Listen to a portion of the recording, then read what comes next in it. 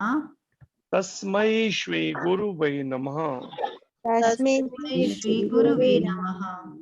नमः ओम विष्णुपादाय नमः ओम विष्णुपादाय कृष्ण पृष्ठाय भूतले कृष्णाय भूतले श्रीमते नव योगेंद्र श्रीमते नवयोगेन्द्र गोस्वामिन इति नामिने। गोस्वामिन् इति नामिने। नमस्ते प्रभुपाद देवे नमस्ते प्रभुपाद देवे नाम संकीर्तन प्रचारिणे नाम संकीर्तन प्रचारिणे निर्विशेष शून्यवादी निर्विशेष शून्यवादी समस्त देश तारिणे। समस्त देश तारिणे। नमः ओम विष्णुपादाय नमः ओम विष्णुपादाय कृष्ण पृष्ठाय भूतले कृष्ण पृष्ठाय भूतले श्रीमते भक्ति वेदांत श्रीमते भक्ति वेदांत स्वामिन इति नामिने। स्वामिन नामिने। नमस्ते नमस्ते सरस्वती देवे नमस्ते सरस्वती देवे गौरवाणी प्रचारिणे गौरवाणी प्रचारिणे निर्विशेष शून्यवादी निर्विशेष शून्यवादी पाश्चात्य देश तारिणे। पाश्चात्य देश तारिणे देश तारिणे। जय श्री कृष्ण चैतन्य जय श्री कृष्ण चैतन्य प्रभु नित्यानंद प्रभु आनंद श्री अद्वैत गदाधर गदाधर श्रीवासादि गौर भक्त वृंद। श्रीवासादि हरे कृष्ण हरे कृष्ण कृष्ण कृष्ण हरे हरे कृष्ण कृष्ण हरे राम हरे राम राम राम हरे हरे। राम राम हरे भगवान श्री कृष्ण की वाणी भगवद गीता की जय। श्री कृष्ण चंद्र भगवान की जय। श्री अर्जुन जी महाराज की जय। जगदोशिल प्रभुपाद महाराज की जय। श्री गुरु महाराज की जय। अनंत कोटि वैष्णव वृंद की जय। निताई गौर प्रेमानंदे। हरि हरि बोल। तो आइए श्रीमद् भगवद गीता यथारूप क्लास में आप सभी भक्तों का भाग लेने के लिए स्वागत है, अभिनंदन और धन्यवाद है। भगवद गीता का ये दूसरा अध्याय चल रहा है और इस अध्याय का नाम है गीता का सार। एक तरह से कह सकते हैं पूरी जो ये भगवद गीता है इसमें सार जो वस्तु है, सबसे मुख्य रूप से जो जीवन में ग्रहण करने वाली बातें हैं वो इस सेकंड चैप्टर में बताई गई हैं। अर्थात जिसने इस सेकंड चैप्टर में बताई जो शिक्षा है, जब तक इसको जीवन में नहीं उतारा तब तक वो बाकी गीता कितनी भी कंठस्थ कर ले, पढ़ ले, सुन ले, लेकिन उसको उस गीता का पूर्ण लाभ मिलने वाला नहीं है। इस तरह के कुछ विषय विशेषकर भगवद गीता के इस दूसरे अध्याय में उन पर चर्चा की है, उस पर बात की गई है। अर्जुन ने इस सेकंड चैप्टर के अंदर क्या है, 9वें श्लोक के अंदर क्या कहा भगवान कृष्ण को। संजय बता रहे हैं कि अर्जुन ने भगवान श्री कृष्ण से ये कहा, हे गोविंद मैं युद्ध नहीं करूंगा, बस, और परिणाम चुप हो गया। उसके बाद साफ तौर पे अर्जुन ने मना कर दिया, मैं युद्ध करूंगा ही नहीं।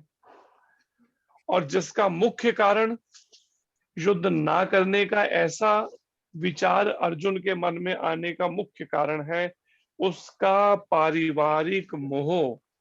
उसकी पारिवारिक आसक्ति जो उसको अपने कर्तव्य को करने से विचलित कर रही है, भटका रही है। ऐसे में भगवान कृष्ण इस अर्जुन को समझा रहे हैं, दिव्य उपदेश दे रहे हैं, शिक्षा दे रहे हैं कि अर्जुन, अपने कर्तव्य से तू जो मुंह मोड़ रहा है उसका मुख्य कारण क्या है, वो भगवान इस विषय पे चर्चा कर रहे हैं। और आज का श्लोक है 53, 53वां श्लोक। सभी प्रयास कीजिए पीछे दोहराने का इस 53 वाले, क्योंकि 54वां जो है फिर अर्जुन का, फिर अगला कोई प्रश्न है। तो आइए 53 से शुरू करते हैं। सभी पीछे दोहराइए। श्रुति विप्रतिपन्ना ते श्रुति विप्रतिपन्ना ते यदा स्थास्यति निश्चल यथा यदा ध्यास्यति निश्चला समाधावचला बुद्धिः समाधाचला बुद्धिः तदा योगम अवाप्स्यसि। योगम् अवापस्यसि। श्रुति विप्रतिपन्ना ते श्रुति विप्रतिपन्ना ते यदा स्थास्यति निश्चल यदा स्थास्यति निश्चला समाधावचला बुद्धिः समाधावचला बुद्धिः तदा योगम अवाप्स्यसि। तदा योगम् अवापस्यसि। पढ़िए आप में से।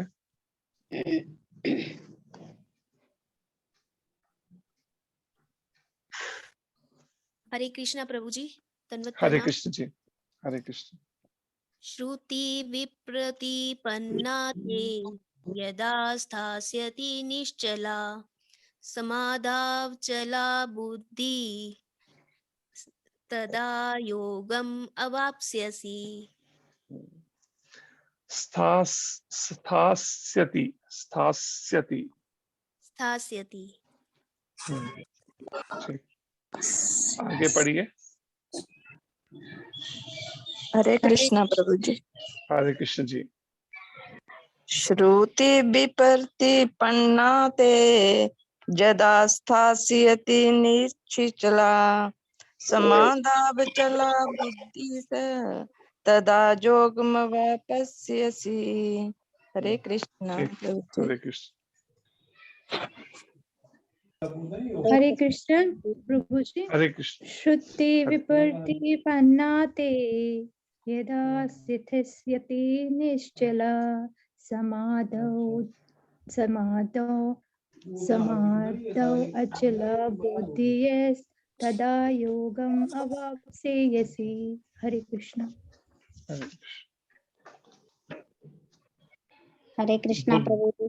बुद्धि और तदा के बीच में आधा सा है, तो वो आधा सा साइलेंट रहता है, इसलिए बुद्धि की जगह बुद्धि ही पढ़ा जाता है। 2 बिंदियां पीछे से डली हो और फिर तदा पढ़ा जाता है, सा साइलेंट रहता है।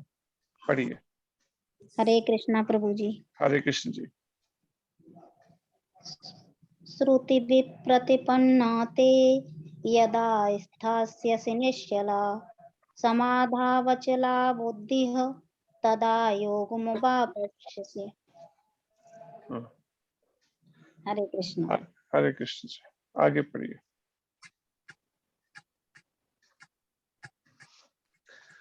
हरे कृष्णा। हरे कृष्ण जी।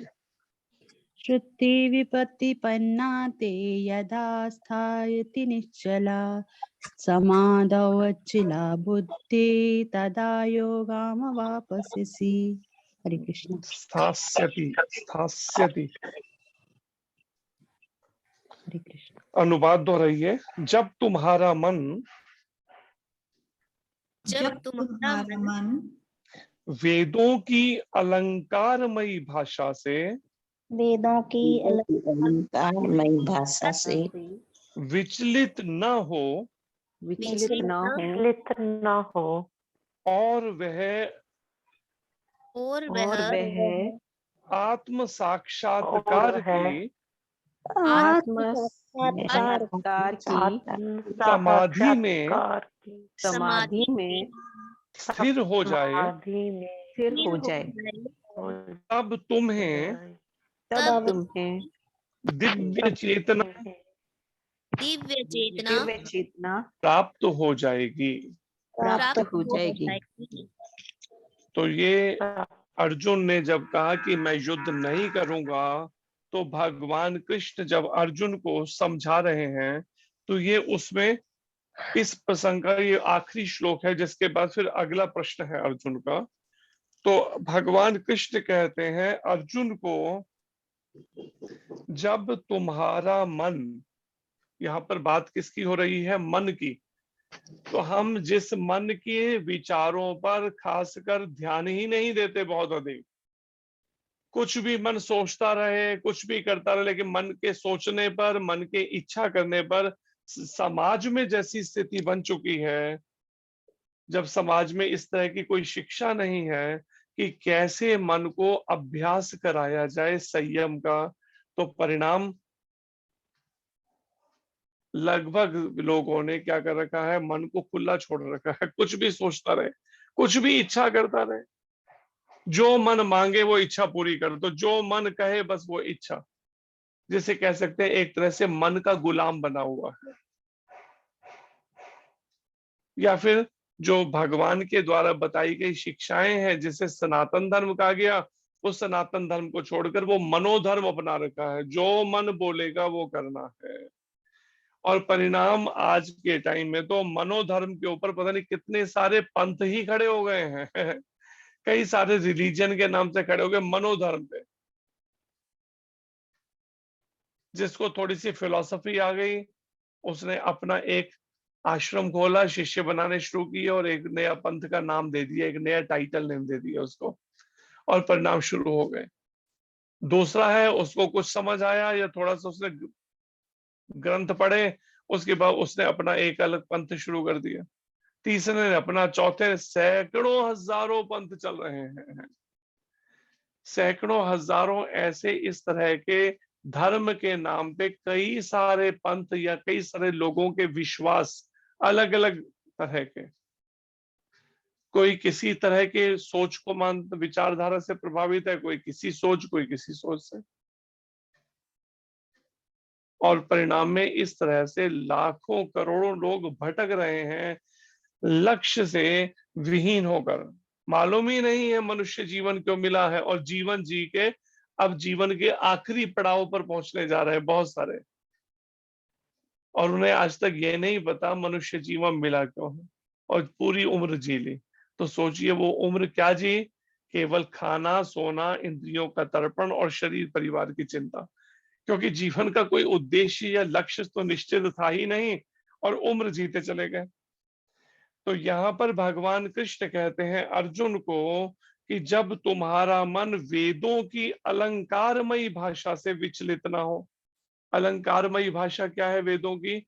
वेदों में के एक अच्छे खासे हिस्से में बताया गया है कर्म कांड के बारे में, या जिसे कह सकते हैं सकाम कर्मों के बारे में, या जिसे कह सकते हैं फल की इच्छा से किए जाने वाले कर्मों के बारे में वर्णन है वेदों में।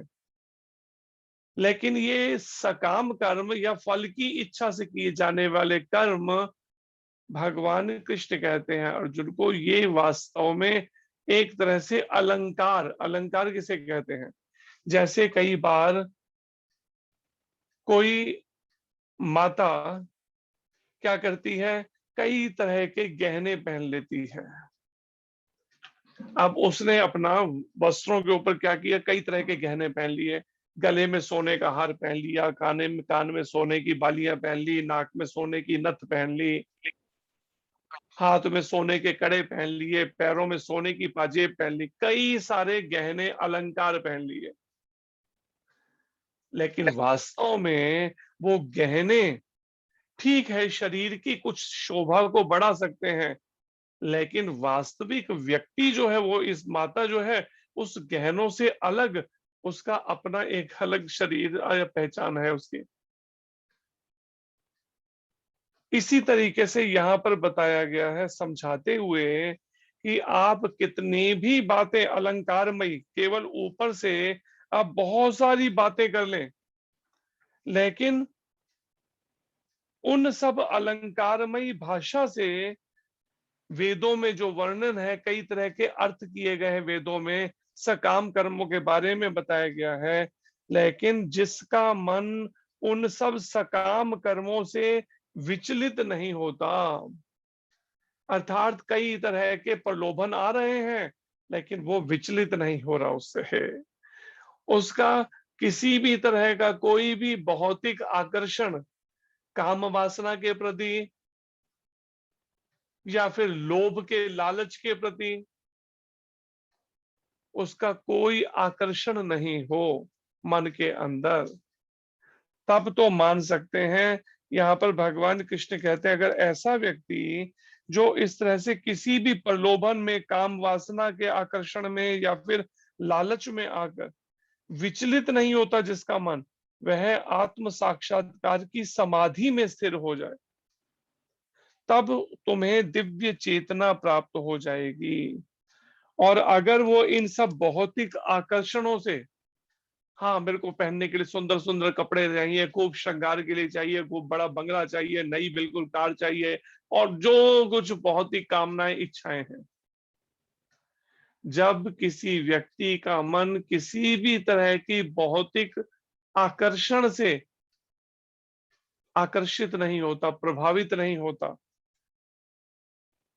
तो ऐसे व्यक्ति का मन आत्मा को दर्शन करने में, साक्षात्कार करने में, समाधि में स्थिर हो जाता है, अपने आत्मा के चिंतन में फिर लग जाता है, जब वो किसी अन्य तरह के भौतिक आकर्षण में, फल की इच्छा से किए जाने वाले कर्मों के आकर्षण में नहीं फंसता तो। और तब तुम्हें, भगवान कृष्ण अर्जुन को कहते हैं, दिव्य चेतना प्राप्त हो जाएगी। ऐसी चेतना या ऐसी भावना जो दिव्य है, दिव्य का मतलब जो शरीरों के स्तर पे नहीं है, जो इस जड़ जगत के से संबंधित नहीं है, जो भगवान या भगवान के उन अंश आत्मा से वो अवस्था संबंधित है, दिव्य चेतना।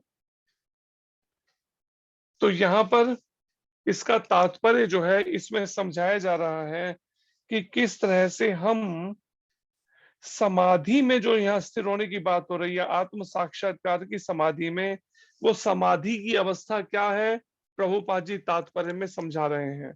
कोई तात्पर्य पढ़िए इसका।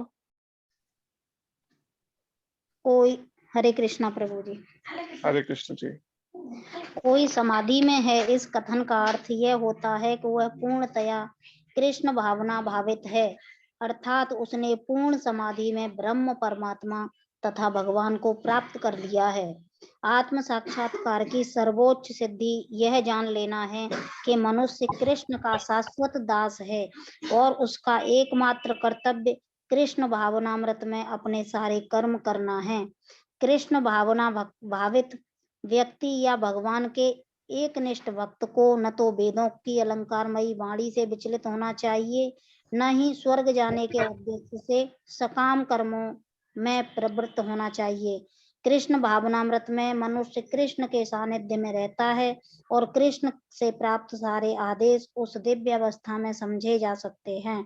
ऐसे कार्यों के परिणाम स्वरूप निश्चयात्मक ज्ञान की प्राप्ति निश्चित है। उसे कृष्ण या उनके प्रतिनिधि गुरु की आज्ञाओं का पालन मात्र करना होगा। हरे कृष्ण। तो यहाँ पर मुख्य रूप से प्रभुपाद जी जो समझा रहे हैं, यहाँ पर समझने वाली बात है, जो हम कई बार मेडिटेशन या समाधि शब्द से आकर्षित हो जाते हैं, तो हम कहते हैं नहीं नहीं, भगवान को जानने के लिए हमें तो समाधि की अवस्था तक पहुंचना है, लेकिन वास्तव में समाधि की अवस्था कहते ही किसको है, ये प्रभुपाद जी समझा रहे हैं। प्रभुपाद जी कहते हैं समझाते हुए कि कोई समाधि में है, इसका मतलब क्या है, इसका कथन का अर्थ, इस बात का अर्थ क्या है कि वह पूरी तरह से पूर्णतया कृष्ण भावना भावित है। पूर्णतया का मतलब है 24 घंटे। कृष्ण भावना भावित का मतलब भगवान कृष्ण की भावना से भावित होकर अपने वो सारे कार्य करता है, मन, वाणी और कर्म। मन सोचना, विचार करना, इच्छा करना, बोलना वाणी से, और शरीर से कर्म करना।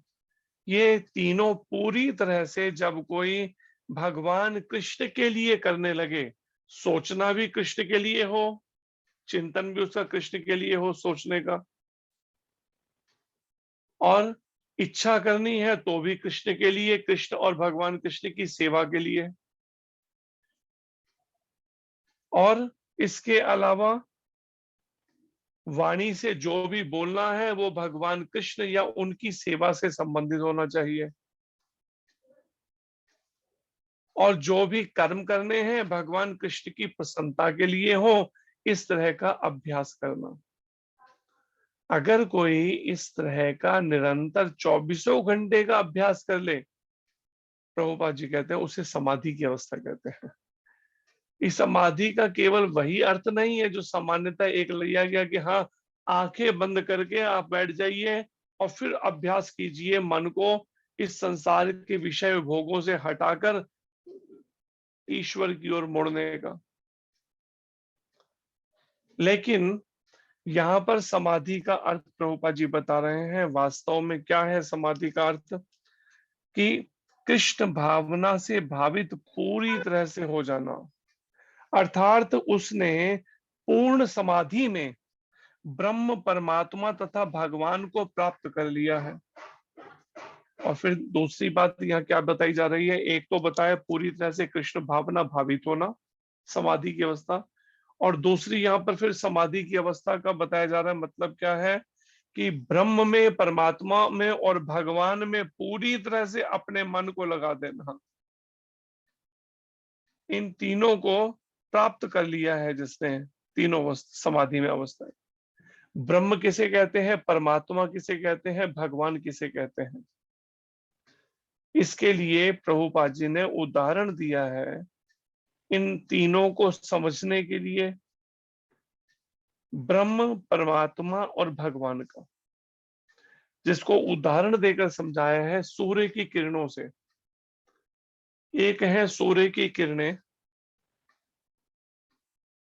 दूसरा जो ये सूर्य की किरणें जहां से आ रही हैं वह सूर्य लोक, और तीसरा है सूर्य लोक में रहने वाले सूर्य देव। इस तरह से एक ही सूर्य की ये तीन अवस्थाएं हैं, सूर्यदेव, सूर्यलोक, सूर्य की किरणें। ऐसे ही जो आत्म साक्षात्कार कर लेता है वो कैसी अवस्था में पहुंच जाता है कि ये ब्रह्म, परमात्मा, भगवान तीनों को पूरी तरह से समझ के या जान लेता है। वो ये भी मानता है भक्त क्या हाँ ईश्वर सर्वव्यापक है, और वो ये भी मानता है कि वो परमात्मा रूप में सबके हृदय में रहता है, और तीसरा ये भी मानता है कि वो परमात्मा या भगवान सभी के जो हृदय में रहते हैं वो वास्तव में अपने परम धाम आध्यात्मिक जगत में गोलोक वृंदावन धाम में नित्य निवास करते हैं, गोप बालक और गोपियों के साथ में। और इसलिए यहाँ पर जो वर्णन है कि आत्म साक्षात्कार की सर्वोच्च सिद्धि यह जान लेना है कि मनुष्य श्री कृष्ण का शाश्वत दास है। ये बताया गया है आत्म साक्षात्कार की सबसे ऊपर की सिद्धि, जो हम चाहते हैं ना सेल्फ रियलाइजेशन के बारे में, आत्म साक्षात्कार के बारे में कि आत्म साक्षात्कार होता क्या है, तो प्रभुपाद जी आसान भाषा में समझा रहे हैं। आत्म साक्षात्कार का मतलब है मनुष्य श्री कृष्ण का शाश्वत दास है, ये बात जान लेना। ये बात कंफर्म कि भगवान कृष्ण का शाश्वत सदा रहने वाला दास है और उसका एकमात्र कर्तव्य कृष्ण भावना अमृत में अपने सारे कर्म करना है। और उसका एकमात्र कर्तव्य यहाँ पे प्रभुपाद जी बता रहे क्या है, केवल का कृष्ण भावना अमृत में अपने सारे कर्म दिन से लेके रात तक वो सभी कर्म कृष्ण के लिए होने चाहिए। तब हमें एक ही जन्म में भगवत प्राप्ति कर पाएंगे हम, तब कहीं उम्मीद जाग सकती है। प्रभुपाद जी कहते हैं कृष्ण भावना भावित व्यक्ति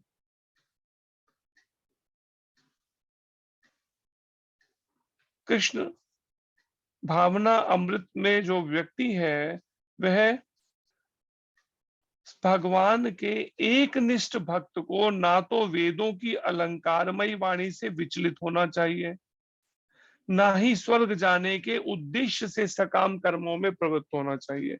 फिर प्रभुपाद जी कहते हैं ऐसा व्यक्ति जो भगवान कृष्ण की भावना से भावित है, या फिर जिसे कह सकते हैं जो भगवान श्री कृष्ण का एक निष्ठ भक्त है, एक निष्ठ होकर उनकी भक्ति करता है भगवान कृष्ण की, उसे ना तो वेदों की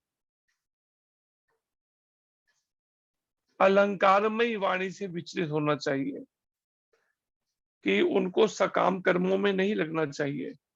कृष्ण भावना भावित व्यक्ति को कोई फल की इच्छा से या कोई धन के प्रलोभन से यहाँ मंदिर मेरे नाम हो जाए या कुछ ऐसी सोच, ये सब नहीं होना चाहिए।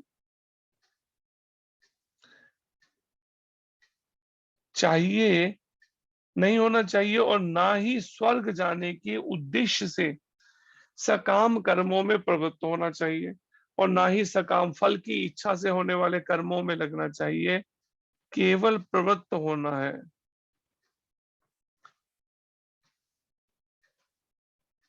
स्वर्ग जाने के जो उद्देश्य है, इस तरह के लिए सकाम कर्म नहीं करने चाहिए उसे लगकर कि हाँ कैसे भी मुझे स्वर्ग मिल जाए, मुझे इस तरह के कुछ सत्कर्म करने हैं, मुझे कुछ इस तरह के सकाम कर्म करने हैं। फल की इच्छा क्या है, स्वर्ग में रहना चाहते। लेकिन साथ में ही ये भी प्रभुपाद जी कहते हैं कि कृष्ण भावना अमृत में मनुष्य श्री कृष्ण के सानिध्य में रहता है। अब जो लोग कहते हैं ना कि हाँ जी भगवान के जो भक्ति कर रहे हैं इनको तो बड़े कष्ट हैं, लेकिन हृदय से सच्चाई क्या है कि जो कृष्ण भावना अमृत में है, भगवान कृष्ण की भावना में, तो परिणाम उसको अगर कोई कष्ट भी आता है, कुछ ऐसी परिस्थिति आती है, तो परिणाम में श्री कृष्ण से प्राप्त सारे आदेश उस दिव्य अवस्था में समझे जा सकते हैं और ऐसे कार्यों के परिणाम स्वरूप निश्चयात्मक ज्ञान की प्राप्ति निश्चित है। उसे श्री कृष्ण या उनके प्रतिनिधि के रूप में आज्ञाओं का पालन मात्र करना होगा। और आखिर में प्रभुपाद जी कहते हैं ऐसे व्यक्ति को जो अपने कार्यों से ऐसा कुछ अपना अलग से वो चाहता है कि हाँ गुरु की आज्ञाओं का पालन अगर वो दृढ़ता पूर्वक करता है तो परिणाम स्वरूप निश्चयात्मक ज्ञान की प्राप्ति, उसको ऐसी बुद्धि जो एक निष्ठ है, केवल ये नहीं कि हाँ अभी कोई संकल्प किया फिर अच्छा अभी ये करूंगा, अच्छा अब ये नहीं करूंगा अब ये करूंगा, अच्छा अब ये नहीं, बस ये करते, ये ऐसी अवस्था से ऊपर उठ जाता है। और आज कल युग में सामान्यता है कि लोगों के मन स्थिर नहीं है, इसलिए प्रभुपाद जी कहते हैं उसे श्री कृष्ण या उनके प्रतिनिधि गुरु की आज्ञाओं का पालन मात्र करना होगा। या तो जैसे कह सकते हैं भगवान कृष्ण कह लीजिए या फिर उनका प्रतिनिधि कह लीजिए, भगवान कृष्ण से जो परंपराओं में चल रहा है, ऐसे गुरु की आज्ञा का पालन मात्र करना होगा। तो ये श्लोक है। आगे अर्जुन का प्रश्न है। अर्जुन ने कहा हे कृष्ण, अध्यात्म में लीन चेतना वाले व्यक्ति स्थित प्रज्ञ के क्या लक्षण हैं? पहले तो भगवान ने बताया वास्तव में अलंकार में ये भाषा क्या है, लेकिन अगर किसी साधक की ये स्थिति नहीं है कि इस तरह के आकर्षण से अभी शुरुआत में अपने मन को अलग रख सके, तो उसे क्या करना चाहिए? ऐसी स्थिति में कोशिश करके,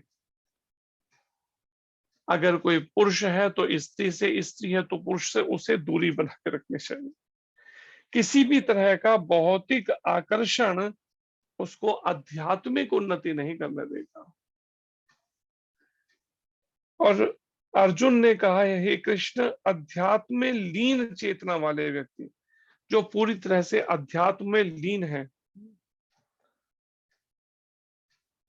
या आत्म साक्षात्कार के ज्ञान में लीन है, ऐसे व्यक्ति या ऐसे स्थित प्रज्ञ के क्या लक्षण हैं, अर्जुन जानना चाहता है। कैसे पहचान की जाए कि कौन साधु अध्यात्म में लीन है, चेतना वाला? वह कैसे बोलता है, ता इसकी उसकी भाषा क्या है, कैसे बोलता है, किस भाषा में बोलता है, वह किस तरह बैठता और चलता है। अर्जुन पहचान करना चाहते हैं कि कैसे पहचान हो ऐसे स्थिर प्रज्ञ व्यक्ति की। और प्रभुपाद जी तात्पर्य में समझाते हैं कि जिस तरह से बोलना, चलना और सोचना आदि जो है, उससे किसी व्यक्ति की मनोभावों की पहचान हो जाती है, लक्षण। जिस प्रकार धनी पुरुष के कुछ लक्षण होते हैं, जो धनी पुरुष है उसके कुछ लक्षण होते हैं, उससे पता चल जाता है कि हाँ, ये धनी पुरुष है। कई तरह की मालाएं, कई तरह के अंगूठियां, कई तरह के और वो करके चलता है, जिससे उससे लगता है कि मैं समाज में सबसे रईस व्यक्ति हूं। लेकिन यहाँ पर वर्णन है, भगवान कृष्ण कहते हैं,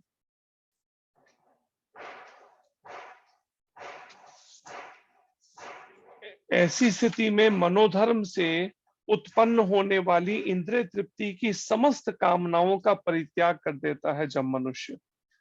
मनोधर्म से अर्थात अपने मन से, कहीं शास्त्रों में वर्णन नहीं है किस तरह का आचरण, अपने मनमर्जी का आचरण कर रहे हैं। और मनमर्जी का एक धर्म मान लिया, जैसे हमने कुछ समय पहले देखा था, अभी जब ये डिसीज आई थी, कोरोना बीमारी, तो कहीं का कोई एक सोशल मीडिया पे वीडियो डला हुआ था। उस वीडियो में क्या दिखाया था, एक पुतला बना के, कह लीजिए कोई मूर्ति जैसा बना के, कोरोना डिसीज का उसकी आरती कर रहे थे कई सारे लोग। अब बताइए कि कैसी हालत है, देखिए लोगों की। इस तरह से एक चीफ मिनिस्टर हुई थी, तो लोगों ने उसके मंदिर बना के उसकी आरती करनी शुरू कर दी। जब वो कुर्सी से हट गई तो सब शांत हो गया। तो यहाँ पर इस विषय को, इस बात को समझना है कि जब तक हम मनमर्जी के से चलते रहेंगे, मनोधर्म, तब तक इंद्रिय तृप्ति की समस्त कामनाओं का परित्याग जब कोई कर दे, जो भी मन में इंद्रिय तृप्ति की सब कामनाएं या इच्छाएं हैं, और जब इस तरह से विशुद्ध हुआ मन, जब उसका मन बिल्कुल शुद्ध हो जाए, तो परिणाम विशुद्ध हुआ मन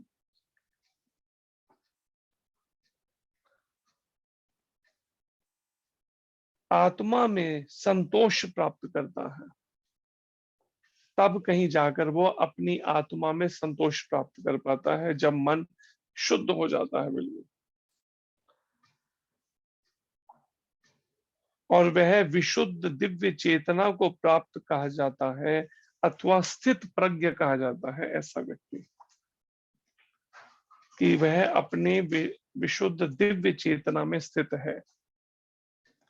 तो यहाँ पर कुछ बातें प्रभुपाद जी कहते हैं, कृष्ण भावना भावित व्यक्ति किस तरह बोलता है, क्योंकि वाणी ही किसी मनुष्य का सबसे महत्वपूर्ण गुण है। तो यहाँ बोलने का जिक्र है, तो कई बार जो भगवान के रूप को नहीं मानते, ऐसे साधु मौन व्रत ले लेते हैं, बात ही नहीं करते इससे। तो गुरु महाराज कहते हैं कि ऐसी स्थिति में, या प्रभुपाद जी कहते हैं इस बारे में कि मौन रहने क्यों रह लेते हैं ये ज्ञान मार्गी जो ईश्वर के रूप को नहीं मानते, मौन क्यों रहते हैं, मौन व्रत क्यों रख लेते हैं? क्योंकि अगर बोलेंगे तो उनकी सच्चाई खुल जाएगी, इसलिए बोलो ही मत। तो लोग जो उन्हें देख के भले आकर्षित हो जाए, लेकिन पहुंच कोई कहीं नहीं पाता। और यहाँ पर भी इसका वर्णन है कि कृष्ण भावना भावित व्यक्ति किस तरह बोलता है, इसका वर्णन, क्योंकि वाणी ही किसी मनुष्य का सबसे महत्वपूर्ण गुण है। वाणी सबसे महत्वपूर्ण गुण है। व्यक्ति के बोलने से उसकी मनोभावना का पता चल जाता है। और कृष्ण भावना भावित व्यक्ति का सर्व प्रमुख लक्षण यह है कि वह केवल श्री कृष्ण और उन्हीं से संबद्ध विषयों के बारे में बोलता है। फिर प्रभुपाद जी वर्णन कर रहे हैं, वास्तव में कृष्ण भावना से भावित व्यक्ति कौन है? केवल ये कह सकते हैं जगन्नाथ जी की केवल रथ यात्रा नहीं निकालनी है जैसा आज जगह जगह चलता है, बल्कि क्या करना है?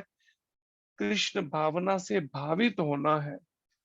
भगवान कृष्ण की भावना में और भी सभी कार्य दिनचर्या सभी कृष्ण भावना में करने हैं।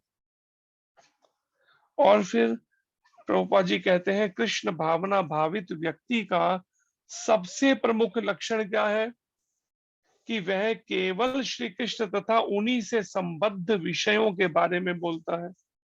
देखिए सबसे बड़ा लक्षण है उसका कि या तो भगवान कृष्ण के बारे में बोलेगा या भगवान कृष्ण की सेवाओं के बारे में, उससे हटकर कोई भी व्यर्थ की चर्चा में नहीं लगेगा, कोई भी बातों में नहीं लगेगा। तो इस बात से शिक्षा लेनी चाहिए कि हमें भी अपना ऐसा कितना समय जो है अनावश्यक गंवाना नहीं चाहिए केवल व्यर्थ की बातों में, या फिर और अन्य खाने सोने के इसी में ही सारा समय। और फिर 55वां श्लोक है जिसमें फिर आगे श्री भगवान ने कहा, हे पार्थ, जब मनुष्य मनोधर्म से उत्पन्न होने वाली इंद्रिय तृप्ति की समस्त कामनाओं का परित्याग कर देता है, इंद्रिय तृप्ति की समस्त कामनाएं, समस्त इच्छाएं, उन समस्त इच्छाओं का परित्याग कर देता है अगर कोई, और जब इस तरह से विशुद्ध हुआ उसका मन, पूरी तरह से जब मन उसका शुद्ध हो जाता है, विशुद्ध हुआ उसका मन आत्मा में संतोष प्राप्त करता है, तो वह विशुद्ध दिव्य चेतना को प्राप्त या स्थित प्रज्ञ कहा जाता है। तो आगे ये बात कही जा रही है कि कृष्ण भावना भावित व्यक्ति का सर्व प्रमुख लक्षण है कि वह केवल भगवान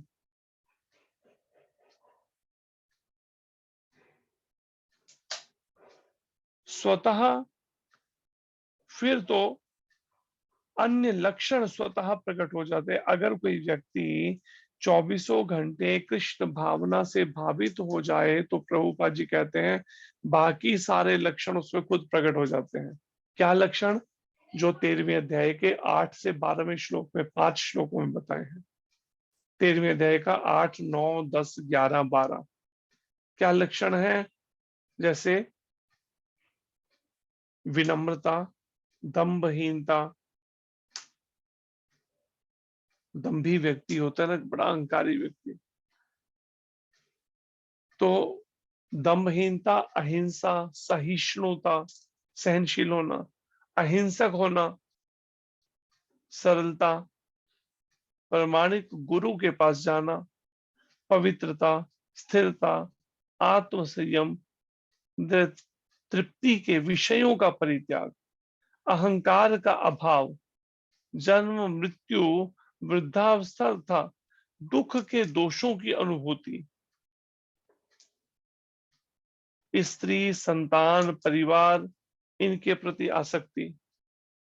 तो यहाँ पर वर्णन है वो सारे गुण जो भगवान कृष्ण 13वें अध्याय में बता रहे हैं, 8, 9, 10, 11, 12, अगर वो 13 गुण उसके जीवन से, अगर वो ये सारे गुणों के साथ में अगर भक्ति करता है या कृष्ण भावना से भावित रहता है, तो प्रभुपाद जी कहते हैं सारे गुण उसके अंदर धीरे धीरे आते चले जाएंगे, अन्य सारे लक्षण स्वतः प्रकट हो जाते हैं, जिसको फिर अगले श्लोकों में भगवान बता रहे हैं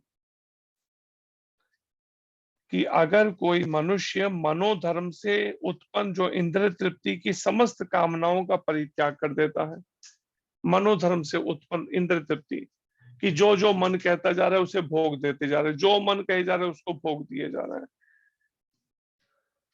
इस तरह से इंद्रिय तृप्ति की जो ये सोच है, जब ये सब कामनाएं का परित्याग कर देता है अगर कोई मनुष्य,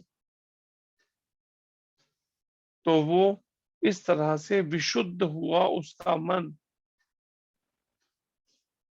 आत्मा में संतोष प्राप्त करता है और वह विशुद्ध दिव्य चेतना को प्राप्त कहा जाता है। ऐसे व्यक्ति को विशुद्ध दिव्य चेतना में स्थित या प्रज्ञ कहा जाता है, जिसका मन आत्मा में संतोष प्राप्त करे। और आत्मा में संतोष तभी प्राप्त किया जा सकता है जब व्यक्ति इस भौतिक सांसारिक आकर्षण से अपने मन को हटाए, इस शरीर से, खाने से, सोने से, किसी भी अनुष्ठ से अपनी आसक्ति को हटाए और भगवान कृष्ण के चरणों में लेकर। तो ये यहाँ वर्णन है, भगवान कृष्ण बता रहे हैं स्थित प्रज्ञ या विशुद्ध चेतना में कैसे स्थित हुआ जाता है। समस्त कामनाओं का परित्याग कर दे अगर कोई व्यक्ति अपने मन से। फिर आगे भगवान कृष्ण कहते हैं जो त्रय तापों के होने पर भी मन में विचलित नहीं होता। 3 ताप कौन से हैं? शास्त्र में वर्णन है, 3 ताप हैं, आदि दैविक, आदि भौतिक और आध्यात्मिक। ये 3 तरह के ताप या 3 तरह के कष्ट हैं, जिसमें से आदि दैविक कष्ट हैं जो देवी देवताओं के द्वारा, जैसे भूकंप है, बाढ़ है, तूफान है, ये सब कहलाते हैं आदि दैविक। और आदि भौतिक कहते हैं जो हमें मच्छर, मक्खी या इस तरह के जीव जंतुओं से कष्ट मिलते हैं। और आध्यात्मिक कष्ट कौन से हैं? आध्यात्मिक कष्ट हैं मन और शरीर के द्वारा मिलने वाले। कई बार मन बहुत कुछ बोलता है अंदर से, मन में उठने वाले जो विचार हैं व्यक्ति के मन को हर समय अशांत किए रहते हैं। तो यहाँ पर भगवान कृष्ण कहते हैं जो 3 तरह के तापों के होने पर भी मन में विचलित नहीं होता। 3 तरह के ताप हैं लेकिन मन में विचलित नहीं है किसी तरह से होता, अथवा सुख में प्रसन्न नहीं होता, जो आसक्ति, भय तथा क्रोध से मुक्त है। देखिए यहाँ 3 बातें कही जा रही हैं, आसक्ति, भय और क्रोध। अगर हमारे बॉडीली कॉन्सेप्ट देहात्म बुद्धि है तो हम देह को ही आत्मा मानते हैं, तो परिणाम में निश्चित रूप से हम हमारी इस संसार में या परिवार में आसक्ति बन ही जाएगी। और भय तथा क्रोध, इनसे जब तक कोई मुक्त नहीं होता वह स्थिर मन वाला मुनि तब तक नहीं हो, स्थिरता नहीं आ सकती उसके मन में।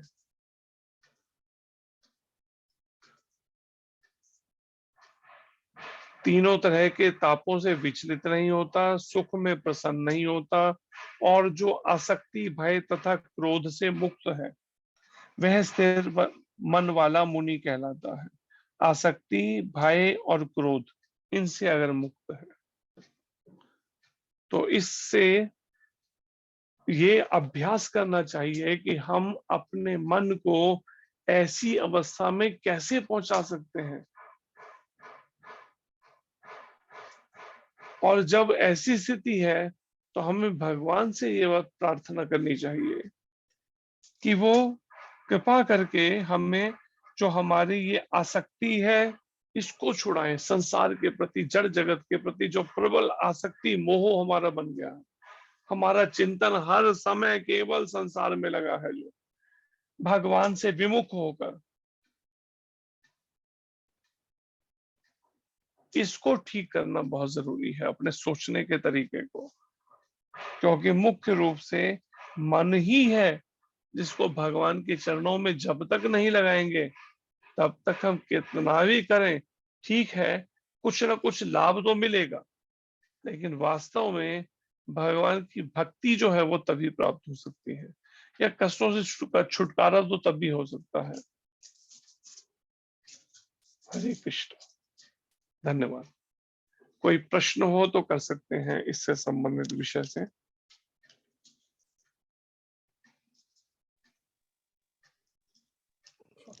बहुत बहुत धन्यवाद आपका।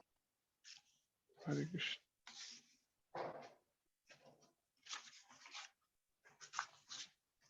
कोई प्रश्न नहीं है। गुरु महाराज एक पंक्तियां गाते हैं, इसमें एक शिक्षा है कुछ इससे संबंधित, मेरे पीछे सभी दोहराइए। माया ही माया है माया जाल में, बोलिए। माया ही माया है माया माया जाल में, माया ही माया है माया जाल में, माया ही माया है माया जाल में, कोई ना होगा उस दिन जाने के हाल में, कोई ना होगा उस दिन जाने के हाल में। कर्मों का बोझ तेरा तू ही ढोएगा बंदे, कर्मों का बोझ वही का बंदे, साथ देगा ना कोई पुत्र परिवार, साथ देगा ना कोई पुत्र परिवार, साथ देगा ना तेरा पुत्र परिवार, साथ देगा ना कोई पुत्र परिवार। हरि बोल हरि नाम सार, हरि बोल हरि नाम सार, मिलेगा न मानव जन्म फिर बार बार, मिलेगा न मानव जन्म फिर बारंबार। मानव तन पा करके लिया ना जो हरि नाम, मानव तन पाके लिया ने हरि नाम, मानव तन पा करके लिया ना जो हरि नाम, मानव तन पाकर लिया ना जो वही नाम, समय बीतने पर होगा बुरा परिणाम, समय बीतने पर होगा बुरा परिणाम। क्या किया हाय हाय जीवन बेकार जाए, क्या किया हारे हारे जीवन बेकार जाए। हारे हारे नहीं, हाय हाय हाय हाय कर रहे हैं ना आजकल, तो वो भी चल पड़ा है, हेलो की जगह हाय हाय होने लगा। पहले हेलो पे आए नमस्ते से, अब हाय हाय पे आ गए। तो क्या है, क्या किया हाय हाय जीवन बेकार जाए, क्या किया हाय हाय जीवन बेकार जाए। लिया ना जो हरि नाम एक बार, लिया न जो हरि नाम एक बार। इसलिए हरि बोल हरि नाम सार। हरि हरि बोल बोल हरि नाम सार। लिया ना लिया न जन्म फिर बार बार, मिलेगा न मानव जन्म फिर बार बार। मिलेगा न मानव जन्म फिर बार बार। गुरु महाराज यहाँ कहते हैं कि इस संसार में केवल माया ही, माया मतलब जो नश्वर है, जो परमानेंट नहीं है कुछ भी यहाँ पे शाश्वत लग रहा है कि हाँ ये सब बिल्कुल सही वास्तविक है, सदा रहने वाला है, लेकिन सच्चाई क्या है? हर पल उसका नाश हो रहा है, हर पल उसका नष्ट होता चला जा रहा है हर वस्तु। तो ऐसा जगत जो देखने में सच लगे लेकिन वास्तव में परमानेंट नहीं, टेम्परेरी है, उसी को माया कहा गया है। जो नहीं है वो माया है। और परिणाम इस माया के अंदर उलझकर, इस भौतिक आकर्षण में उलझकर, परिणाम कोई ना होगा उस दिन जाने के हाल में। जिस दिन यहां से चलने का समय आएगा ना, कोई भी तैयारी नहीं होगी उस दिन, अगर अभी से हमने प्रैक्टिस नहीं की तो। जैसे हमें याद है बचपन में हमने एक माता को शरीर छोड़ते हुए देखा, 80 साल की होंगी शायद वृद्ध, अब शरीर छोड़ रही है, लेकिन शरीर छोड़ते हुए क्या कर रही हैं? पास में सारे परिवार रिश्तेदार लोग बैठे हैं, लेकिन क्या कर रही है? अपनी बहू को आवाजें दे रही हैं शरीर छोड़ते हुए। अब उसको सब कह रहे हैं भाई भगवान का नाम लो, भगवान का, लेकिन वो बहू का नाम ले रही है। तो इसलिए यहाँ पर यही बात गुरु महाराज कहते हैं, अगर अभी नहीं समझा ना इस माया की चालों को, और हम इसी में उलझे रहे, केवल संसारिक इन्हीं भोगों में, परिवार, घर, आसक्ति, मोह और इसी सब पर लोभ में, काम वासना में, इच्छाओं में भौतिक, तो परिणाम उस दिन चलने के हाल में कोई भी नहीं होगा तैयार। जिस दिन जहां से अचानक चलने का टाइम आ जाएगा। जैसे कल हमें कोई बता रहे थे कि जैसे पहले कोरोना आया तो अभी एक और कोई नई डिसीज आ रही है, उसका वेरिएंट कोई आ गया है, और कुछ उस तरह के पेशेंट भारत में पहुंच भी गए हैं, अफ्रीका से आए हैं। तो वो पेशेंट कोरोना जो थी वो लगभग 15 दिन का टाइम दे देती थी, 10-15 दिन का। ये वाली जो बीमारी है ये एकदम 2-3 दिन में ही मार देती है। तो हमें कल कोई बता रहा था एक बात। तो यही बात यहाँ कही जा रही है कि ये सब लोग जो कोरोना में गए ये पहले से तैयार नहीं थे। कोई इनके पहले से कोई कैंसर या डायबिटीज, कोई ऐसी बीमारियां नहीं लगी थी कि हाँ बस इस कारण से। कितने सारे ऐसे जिनको कोई बीमारी नहीं थी लेकिन चपेट में आ गए इस बीमारी की, कोरोना की। इसलिए हम ये सोचे नहीं, अभी तो हाथ पैर चल रहे हैं, सब ठीक लग रहा है, लगता है अभी 20-25 साल तो निकाल ही जाएंगे। अच्छा चलो 50 नहीं भी निकाल पाए, 25-30 साल तो कहीं नहीं गए, लेकिन सच्चाई ये है कि एक कोरोना का झटका पड़ा, 1 करोड़ लोग खत्म हो गए, गायब हो गए दुनिया से। ये इसलिए गुरु महाराज कहते हैं कोई ना होगा उस दिन जाने के हाल में। उस दिन जाने के हाल में कोई भी नहीं होगा। परिणाम क्या होगा? आगे जब जाना होगा यहाँ से, तो यहाँ से जो हमने बैंक बैलेंस है ना वो तो ले जा नहीं सकेंगे, ना ही वो घर जा सकेगा साथ में, ना ही वो सब जो हमने परिवार कुटुंब जो इकट्ठा किया वो साथ देंगे। हाँ इतना जरूर करेंगे, शमशान घाट तक छोड़ के आ जाएंगे, और छोड़ के ही नहीं आएंगे, उसको अग्नि भी देंगे साथ में, कि कहीं दोबारा लौट के पीछे पीछे वापस ना आ जाए, इसलिए यही फूक दो उसको, जला दो उस शरीर को। ये हालत। कौन? वही जिनको हम कहते थे हमसे प्रेम बहुत करते हैं, ये मेरी पत्नी मेरे से बहुत प्रेम करती है, मेरा पति मेरे से बहुत प्रेम करता है, देखिए मेरे माता पिता का कितना प्रेम है मेरे से। क्या प्रेम है कि उसको आग लगा के आगे शमशान घाट में ले जाके उसके शरीर को। तो गुरु महाराज कहते कर्मों का बोझ तेरा तू ही ढोएगा बंदे। ये कर्म जो कमाए हैं ना, खूब सारे अच्छे बुरे कर्म, और करो, लालच में परिवार के लिए झूठ बोलो, चीटिंग करो, क्यों? परिवार के लिए, और अपने पेट भरने और परिवार के लिए खूब पैसा कैसे भी अनीति से आने दो, अभी तो सब कल का कल देखा जाएगा। तो गुरु महाराज कर्मों का बोझ तेरा तेरे को ही ढोना पड़ेगा, बच नहीं सकेगा। साथ ना देगा तेरा पुत्र परिवार, पुत्र और परिवार कोई भी हिस्सा लेने नहीं आने वाला। अपने अपने कर्मों का फल हर एक को भोगना पड़ेगा। इसलिए गुरु महाराज कहते हैं अगर अब भी समय है, हरि बोल हरि नाम सार। सार वस्तु भगवान हरि। हरि किनका नाम है? भगवान कृष्ण, भगवान राम, भगवान विष्णु, भगवान नारायण, इनको हरि। तो उन भगवान कृष्ण, भगवान राम के उनके नामों को हरि बोल, उनके नाम उच्चारण कर, नाम दे, वही सार वस्तु है।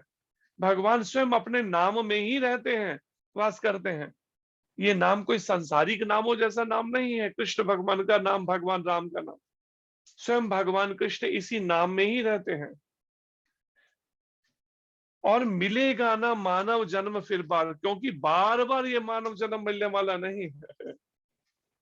मानव तन पाकर के लिया ना जो हरि नाम। अगर मनुष्य जीवन मिला और तुमने हरि नाम अगर नहीं दिया, ऐसे करोड़ों अरबों लोग हैं दुनिया के अंदर जिनको मालूम ही नहीं है भगवान कौन है या भगवान के बारे में। वो बेचारे नाम ले तो ले कैसे, उन्हें यही नहीं पता भगवान है कौन। लाखों करोड़ों करोड़ों लोग हैं दुनिया में। ऐसे में अगर तुमने हरि नाम नहीं लिया, गुरु महाराज कहते हैं समय बीतने पर होगा बुरा परिणाम। एक बार समय मनुष्य जीवन का खत्म हो लेने दो, फिर जैसे कहते हैं ना, छट्टी का दूध याद दिला दे कि जब दो तो मार मार के हड्डी पस्ती एक कर देंगे। जो भजन भक्ति नहीं करना चाहते, केवल भोगों में लगे रहना चाहते हैं। इसलिए क्या किया, हाय हाय, ये जो हर चीज हर समय हाय हाय लगी है, और धन चाहिए, और भोग चाहिए, और बढ़िया बड़ा बंगला और गाड़ी चाहिए, ये सब जो भोगों में लगा हुआ है, हाय हाय करने में लगे हैं, जीवन बेकार जाए। और जीवन केवल इन नश्वर भोगों के पीछे ही बेकार जा रहा है, खत्म होता जा रहा है एक एक दिन करके जीवन। लिया ना जो हरि नाम एक बार, अगर एक बार हरि नाम अभी अभी अवसर का लाभ उठा के नहीं लिया ना, तो परिणाम समय बीतने पर होगा बुरा परिणाम। एक बार समय बीत गया तो फिर बुरे परिणाम भोगने पड़ेंगे। 84 लाख योनियां, बुरे परिणाम क्या है? 84 के चक्कर में फेंक दिए जाएंगे 84 लाख योनियों के, बदलते लिए एक लंबे समय तक शरीर परिवर्तन। इसलिए अवसर का लाभ उठाना है, बड़े गंभीरता से इन बातों को लेना है। जिसे गुरु महाराज देखने में एक भजन में गा रहे हैं, लेकिन वास्तव में केवल भजन नहीं है, अपने आप में भगवत गीता की वो दिव्य शिक्षाएं हैं जो दूसरे अध्याय में भगवान बता रहे हैं। गीता के सार रूप में वही बात यहां भी कही जा रही है कि हरि बोल हरि नाम सार। और ये सेकंड चैप्टर क्या है? गीता का सार। तो सार वस्तु यही है भगवत गीता की कि भगवान कृष्ण के नामों का हम जप कीर्तन का निरंतर कृष्ण भावना से भावित होकर सारे कर्म करते हुए निरंतर नाम जप का, नाम कीर्तन का अभ्यास करें। हरे कृष्ण कृष्ण कृष्ण हरे हरे, हरे राम राम राम हरे हरे। इसका हम हर समय कोशिश करें, नाम जप करने का, अभ्यास करने का। जो स्वयं भगवान कृष्ण 500 वर्ष लगभग पहले इसी कलयुग में आकर बता रहे हैं भक्त के रूप में, कीर्तनिया सदा हरि। सदा भगवान हरि के नामों का कीर्तन करो और नाम गाने सदा रुचि। नाम गान में सदा रुचि बना के रखो। मन अभी रुचि नहीं बन रही ना, मन में इंटरेस्ट नहीं बन रहा, फिर भी करते रहो। चैतन्य महाप्रभु ने जो आज्ञा दी उसके अनुसार प्रभुपाद जी के, तो धीरे धीरे ये रुचि, इंटरेस्ट डेवलप होने लगेगा। आप कहो नहीं पहले इंटरेस्ट डेवलप हो जाए उसके बाद मैं करूंगा, तो वो संभव नहीं। लेकिन जब हम भगवान के बारे में बार बार सुनेंगे, भगवान के बारे में, धीरे धीरे वो रुचि जागने लगेगी भगवान के प्रति और भगवान के नाम के प्रति। लेकिन इतना जरूर ध्यान रखना होगा कि अपराध और पाप कर्मों से बचते हुए हमें ये करना होगा, हरि नाम, अपराधों से। और वो अपराध और पाप कर्मों से बचने के लिए भक्तों की संगति में हमें बार बार श्रवण करना होगा, जिससे हमें पता चले अपराध और पाप कर्म कौन से हैं जो हमें भक्ति मार्ग में भगवान के नजदीक जाने से रोकते हैं या रुकावट डालते हैं उन्नति करने से आध्यात्मिक जीवन में। तो ये अभ्यास करना चाहिए। चैतन्य महाप्रभु की शिक्षाएं जो हैं, कीर्तनिया सदा हरि, निरंतर, सदा, सदा का मतलब निरंतर 24 घंटे नाम जीभ से छूटे नहीं, ऐसा अभ्यास करना। और वो तभी हो सकता है जब हम व्यर्थ की बातें करनी बंद करें, व्यर्थ में ये सब मोबाइल, इन सब से अपने मन को, अपने को अलग रखें, तब संभव है कि निरंतर नाम निकल सकता है। हरे कृष्णा। धन्यवाद आप सबका। हरे कृष्ण।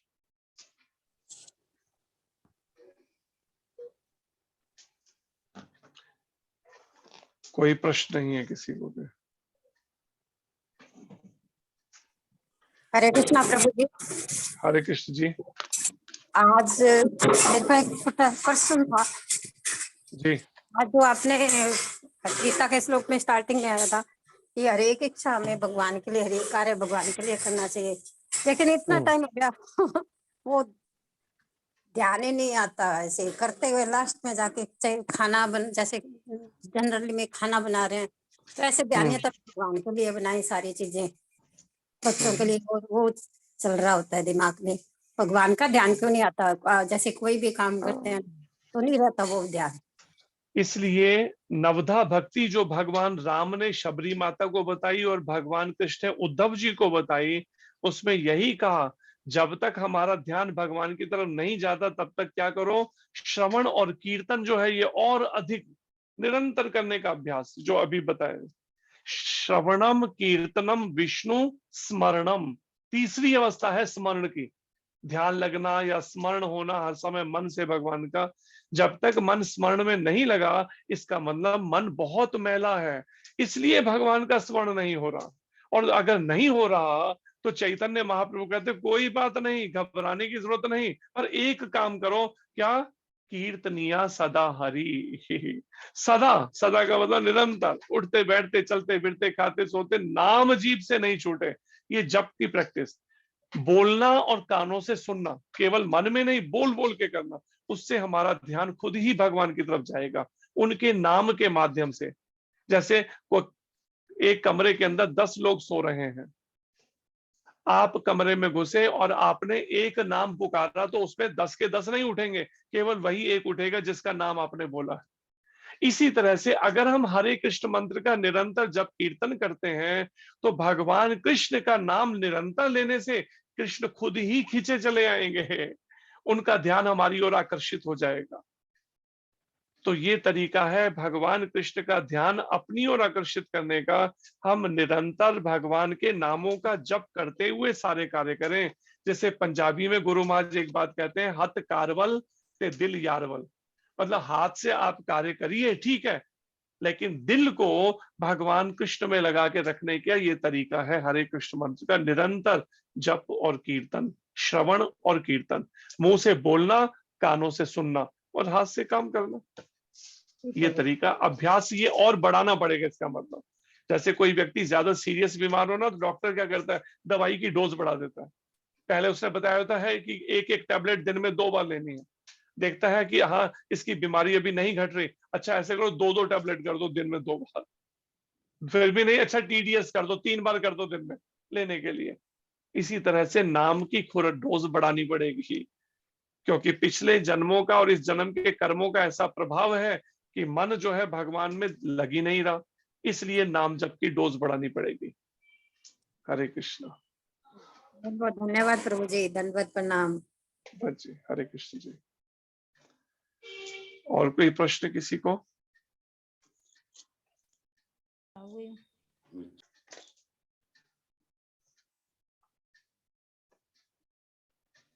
सभी मेरे पीछे बोलिए, हरे कृष्ण कृष्ण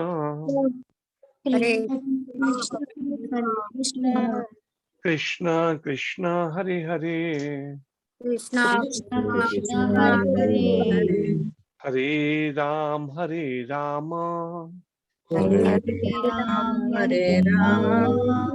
राम राम हरे हरे।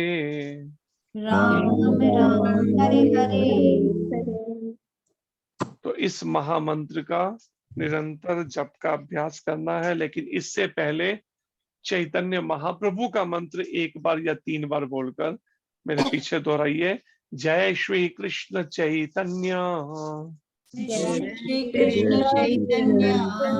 प्रभु नित्यानंद श्री अद्वैत गदाधर श्रीवासादि गौर भक्त वृंदा गौर भक्त वृंद। तो शुरुआत में हरे कृष्ण मंत्र से पहले इस मंत्र को पहले बोल लेना है। उससे पहले एक बार प्रभुपाद जी का चरणों में मंत्र प्रार्थना करके मेरे पीछे बोलिए, नमः ओम विष्णुपादाय कृष्ण प्रेष्ठाय भूतले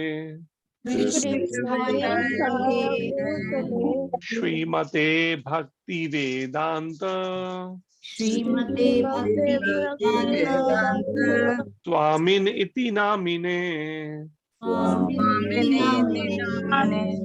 नमस्ते सरस्वती देवे नमस्ते सरस्वती देवे गौरवाणी प्रचारिणे गौरवाणी परचारिणे निर्विशेष शून्यवादी निर्विशेष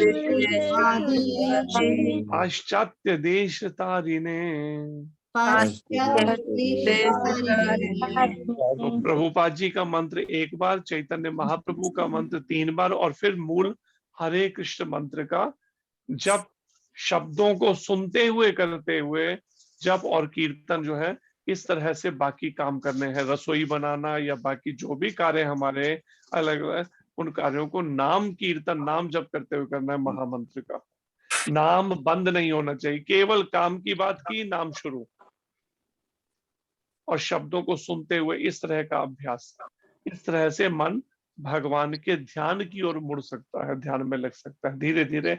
जैसे जैसे मन की शुद्धि होगी तो, क्योंकि एक जन्म का नहीं ना, कई कई जन्मों के मन पे बस वो पड़े हुए, प्रिंट पड़े हुए हैं, छाप पड़ी हुई है अपने अच्छे और बुरे कर्मों के, इसलिए उसको धुलने में टाइम लगेगा थोड़ा सा। जैसे प्रभुपाद जी कहते हैं, अगर फैन पंखा चल रहा है, आप बटन बंद करेंगे तो पंखे को ब्रेक नहीं लगती, थोड़ा समय लगता है रुकने में। इसी तरह से वो कर्मों के प्रभाव को रुकने में थोड़ा समय लगेगा, लेकिन अभ्यास हमें छोड़ना नहीं है, निरंतर अभ्यास करना है। अभ्यासेन तो कौन्तेय वैरागेन च क्रियते। भगवान कृष्ण कहते कुंती पुत्र, तू नियमित अभ्यास कर, हार मत मान, इसके आगे निरंतर अभ्यास कर। एक दिन निश्चित रूप से तेरा मन वैरागेन च गृह्यते, संसार के भोगों से वैराग्य को प्राप्त हो जाएगा, भोगों से मन हट जाएगा। हरे कृष्ण। धन्यवाद।